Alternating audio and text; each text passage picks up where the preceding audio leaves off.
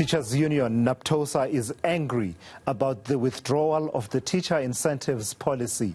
It provided a 10% increase for those willing to work in rural areas. The Basic Education Minister, Angie Motshekga, gazetted the withdrawal recently. For more on this, I'm joined now by Basil Manuel from Naptosa to give us their insights into the story. Mr. Manuel, good afternoon and thank you for joining us. So this, we are told, is being withdrawn simply on the basis of consideration of resources. Do you buy it?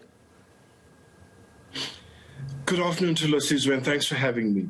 Yes, we've heard the reasons, and yes, we know that there's a money crunch all over the show. But our concern is about the rural schools, the quality of people that we can attract, but more than that, that we can attract for those scarce subjects where even the urban areas are battling to find teachers. Now, if we can't incentivize people to go there, then we will find that those schools are offering a basic curriculum. The matriculants there will never get the opportunity to do the sciences, for example, because you won't be able to attract a science teacher. And hence, when we had this policy started a good couple of years ago, we supported it, because we want every child in every community to have the same opportunity of expanding their possibilities and also entering fields after school. If we have a limited curriculum, those children are doomed to do only certain types of study. I take it, Mr. Manuel, that part of the reason we are having this conversation and there's so much pushback from various sectors around this gazetting of the withdrawal is that the incentive policy had an impact that you could say was measurable in terms of the ability to attract quality teachers to rural areas. First of all, it didn't apply to every single person. It was for certain subjects. The fact that we now feel that it's costing too much and that it must be withdrawn means that it was actually working. We were attracting people there. But it's not about attracting people for a short while. It's keeping them there.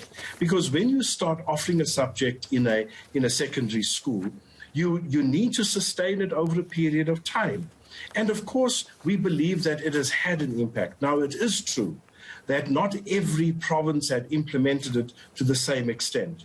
But to summarily cancel it says it's a retrogression. We can't see that this is going to improve the attraction to the rural areas.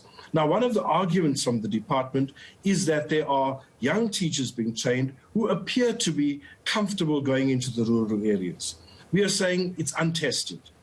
Number two, the conditions in the rural schools have not improved to such an extent that they become an attraction in themselves. So we have to have other attractions to get people there.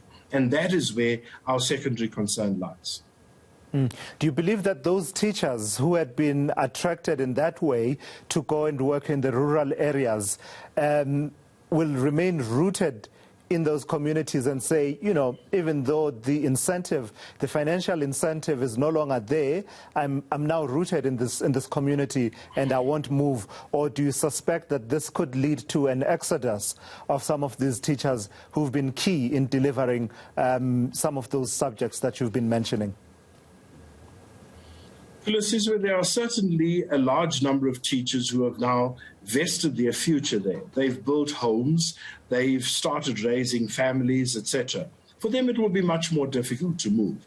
But for those who have come in the short term, they certainly will look for more comfortable surroundings. And remember, the incentive made things more comfortable to stay there in the rural areas.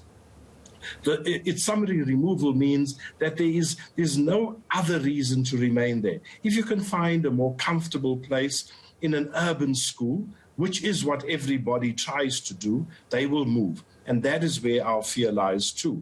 Because as I've said earlier on, when you start a subject, you must be able to sustain it because you get people coming in 1 year. You can't suddenly have no teacher. And that is going to be very, very difficult for those principals, governing bodies, and schools to find those teachers in those areas. And according to reports, and by the way, Mr. Manuel, this is not coming around for the first time, is it? At some point, I think Limpopo had tried to withdraw this rural incentive. I think it was late last year through a circular that had been issued by the HOD of Education in that particular province. Of course, there was pushback. It went all the way to court. At that point, it was estimated some 6,000 teachers were getting it. Is that figure just about right? And not just in Limpopo, but in many, many provinces, in fact, across the country?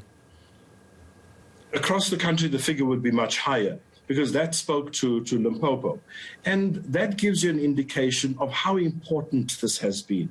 Now, Thulasizwe, the reason why there was pushback in Limpopo, because of the fears, the inherent fears that it will impact the quality of not only teachers, but also the quality of the subject offerings in those schools. If we want to see all children having an equal opportunity, we've got to do certain things. And yes, if incentives are one, then we must look at those. The reason for the threats of court cases and even entering court was because of the inherent unfairness. That unfairness hasn't evaporated. And whilst I'm acknowledging that there are pressures on the fiscus, on budgets, etc., what is of the greater good? Saving the few cents now or ensuring that our children throughout the country are having a better deal? For Naptosa, it is the second option. And that is why we are raising the alarm. Of course, what do we do now? Because the minister does have the right to withdraw support from that particular agreement. We are going to go back to the ELRC. We will put it back on the table. And winning is going to be a big, big mountain to climb. But we can't simply just roll over and play dead. We want to see that this is in fact no longer important. That is why withdrawal could be supported. But from where we are standing at the moment, we are not supporting the withdrawal. Please run that by me once again, Mr. Manuel. The plan of action, you're saying you're going back to the LRC. I take it, is that the Labour Relations Council, or do I have my acronyms wrong? ELRC. So tell me what the steps are. Education Labour Relations Council. Sure. Okay. In the Education Labour Relations Council, where all teachers bargain, and the teacher unions are all there, and the employer or the DBE in the form of the employer is there as well.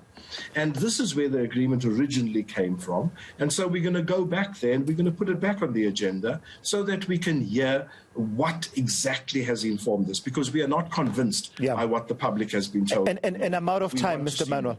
And I'm out of time. What should South Africans watching this be making of it all or doing about it all? South Africans who are, of course, sort of buoyed in a way in terms of their active citizenry, in that there was this massive flag that we were going to get, and now it's being reviewed at least, or possibly being scrapped altogether.